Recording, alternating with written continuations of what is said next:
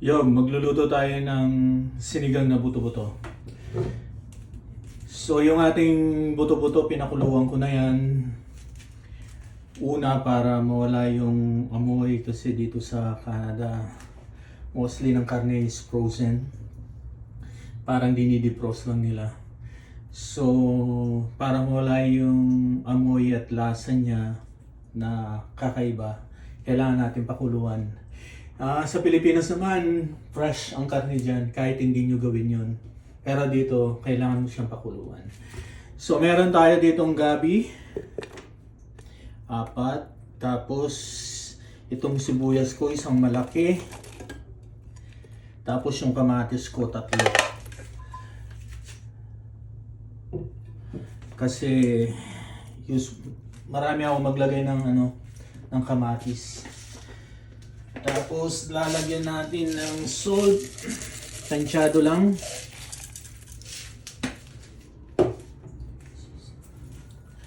One tablespoon na yon, and then lagyan ko ng konting brown pepper.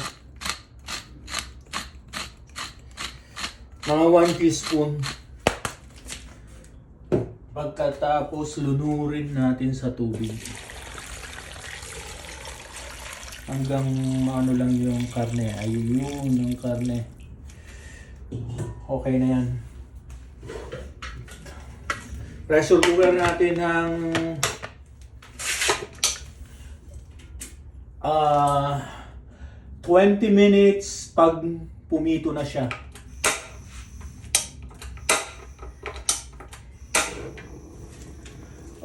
Balikan natin siya pag 20 minutes na siyang pumipito. Okay, check na natin. Ayan na siya. Ang gagawin ko lang, ililipat ko siya ng malaking lalagyan. Hindi kasya dito yung gulay. Ayan, nalipat na natin. Ngayon, ilalagay naman natin yung ating sampalok. Itong sampalok na to, fresh to. Ngayon pinakuluan ko, then piniga ko. Ayan, kasi gusto ko ng fresh ng sampalok.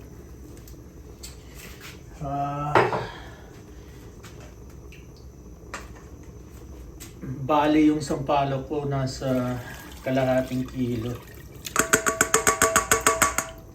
Ayan siya. Sayang to.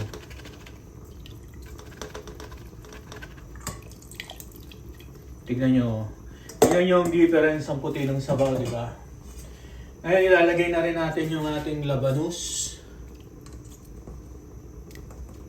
Kung may time kayong magpiga ng fresh na sampalok, gawin nyo. Mas masarap kesa dun sa nakapak. Ayan na, yung ating Then pag kumulo na ng unang kulo, ilalagay na natin yung ibang gulay. Ayan, kumulo na siya. Ilagay na natin yung ating chicken powder. Ilagay ko na lahat yan. 1 tablespoon na chicken powder. At saka lalagyan ko rin siya ng patis. Alam nyo ba sa Pampanga, ang sinigang namin may bagoong. Bagoong alamang nilalagyan namin. Ngayon, ang ginagawa ko na lang dito, pag ako kumakain, doon na lang ako naglalagay. Yung mga kasama ko kasi ayaw nila yan. Ngayon naman, isusunod natin itong meron tayong okra, sili, sitaw. Ngayon, sabay-sabay na natin ilagay ito.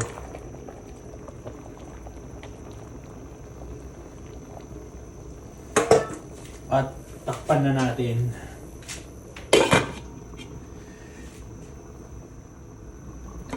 Check na rin.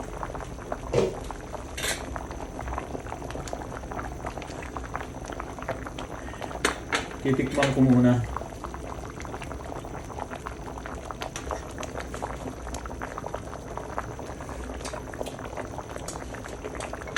Isa pa.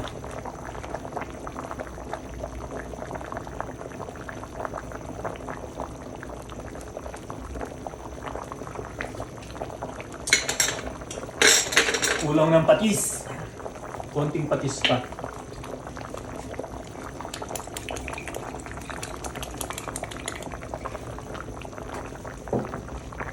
Ngayon isusunod natin yung, ito yung stem ng kangkong. My God, alam niyo ba kung gaano kamahal ang kangkong? Yung isang supot ng kangkong, tinimbang $11. So, ang $11 like 450 pesos yung kangkong na nabili ko. Isang supot lang yun. Yan lang ang stem niya. Check natin ulit.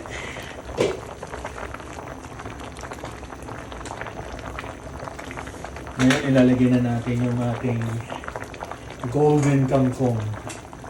Ito yung kangkong natin. Oh. Yung ating 450 ng kangkong. Dapat walang matatapon. Golden kangkong yan. From Vietnam. Parang yung Vietnam na yan. Bakit yung kangkong ng Pilipinas hindi makarating dito? Eh, no? Mas maganda ang kangkong sa Pilipinas eh. Ito kasi ano na to, farm na yan eh. Yung kangkong ba sa sapa o sa isang lote na hindi bakanting lote na may tubig, di ba? May mga kangkong dyan. Balikan natin ulit. Okay.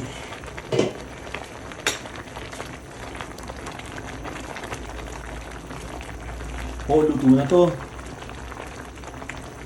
Patayin na natin ang kalan. Okay. Ngayon magpiprepare na tayo. Tabi muna natin yung ating gulay.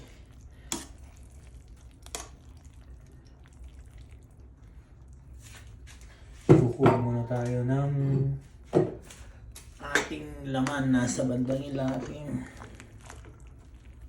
Oh, yan oh. Gabi. Alam nyo, tamang-tama to. Yan, lamig-lamig sa labas.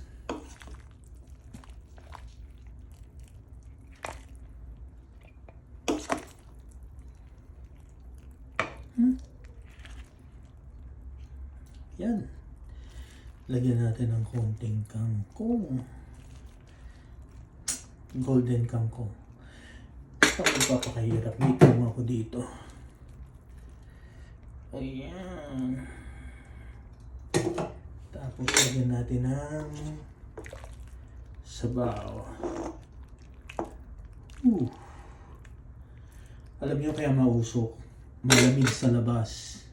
Ito na yung ating sinigang na buto-buto. Thank you for watching.